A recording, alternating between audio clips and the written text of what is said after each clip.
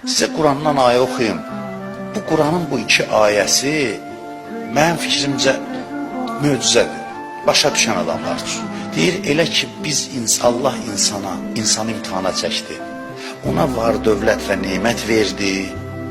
İnsan qürurlanır, deyir, Allah mənə əzizlədi. Fikir verin, deyir, elə ki Allah imtihan elədi. Cümlədə əsas söz budur. İmtihan elədi və ruzi verdi. Bizə bir ruzi olmamaq imtihandır, bir verəndə imtihandır. Allah ona ruzi verir, onu imtihan eləmək üçün. İnsan ruziyə fokuslanır, imtihan yadından çıxır. Ruziyə fokuslanır, deyir, Allah mənə əzizlədi, sevinir. Ondan sonra buyurur ki, elə ki Allah onu imtihan elədi və ruzisini azaltdı.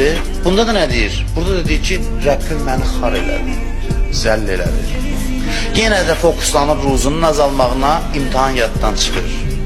Gəlib gəlməməyinə Quran fokuslanmır, deyir, gəlməyi də imtihandır.